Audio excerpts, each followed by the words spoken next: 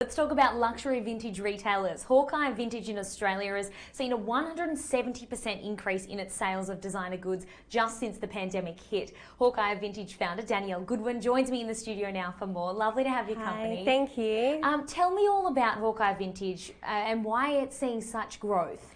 Yeah, so during the pandemic, a lot of people were shopping from home, so we thought we would be a little bit different and bring Instagram live sales to live, and so that people can shop from home and still shop like the luxury goods without having to come into store. Now, run us through your business. Tell us exactly how it works, what the precipice is behind it. Yeah. Now, it's luxury goods, but it's pre-loved goods as well, Yes. right? Tell us a little bit about how it works. Yep, so we source vintage luxury brands from all around the world, mainly Chanel, Louis Vuitton, Hermes, and everything is vintage, so it could be from the 70s, 80s, the 90s, and early millennial.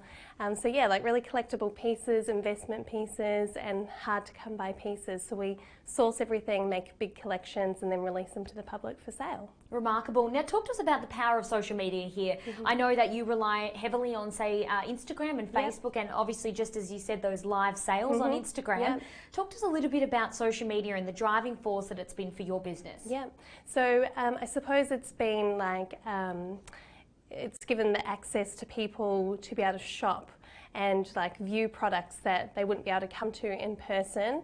So just getting that interactive shopping experience from home for the people through the social media, and just having the huge reach of customers rather than being limited to when we had a shop. We now have a wide audience worldwide. Yeah, it's absolutely remarkable, isn't it? We know we've seen an e-commerce boom during lockdown. Obviously, people sometimes had nothing better to do. I know myself, I was probably online shopping way too much, but I think you hit the nail on the head there, having that, I guess, accessibility as well, and people can browse and look online and feel like they are really having that personalised experience as well, still on social media. Talk to us a little bit. I know you had a bricks and mortar store, or you still do. Do you think you'll ever see a full return to those stores? I don't think so, no. I think this is definitely change shopping for the future, and we're actually now working on an app so that people can shop live from home forever. So yeah, just bringing shops all together onto an app and having that accessibility for customers to shop from home live. Yeah, wonderful. And I think a lot of people were almost a little bit hesitant to sort of shop fully online for certain things, but the pandemic has forced us in that direction, and now consumers really love it. They really love it now. Talk to us a little bit about moving forward. Yeah, what's next for you, the development of that app moving forward as well?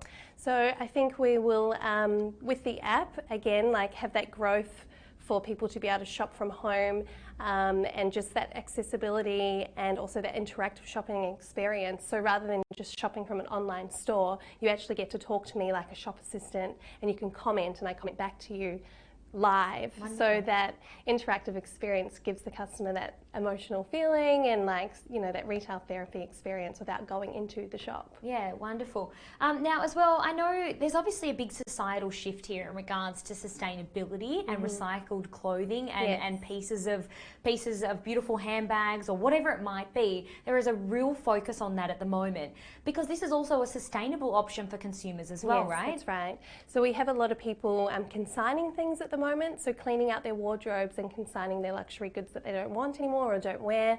So it is all sustainable and it's recycled. People like to upcycle things and give the products a new life. It's, you know, some of the products we sell are 30, 40 years old, but still in amazing, pristine condition. So it gives that piece a new life ahead, so it's really good for sustainability. Yeah, it makes the consumer feel good at the same time as well. I think there is a real shift and a real, I guess, willingness to accept pre-loved items now as well. Do you feel that in the work that you do? Especially with the price points. You can buy a vintage Chanel bag for, say, half the price of it brand new. However, the quality and the condition of the pieces just timeless, and the classic pieces are amazing.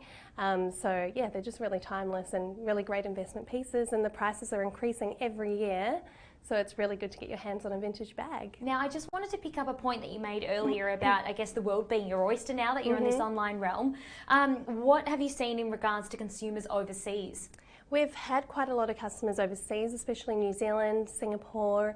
So yeah, I think it's the variety of the products that we have that they may not have access to over there, and also our price point with being an Australian dollar, when they convert it back to their currency, it seems to be cheaper for them to buy.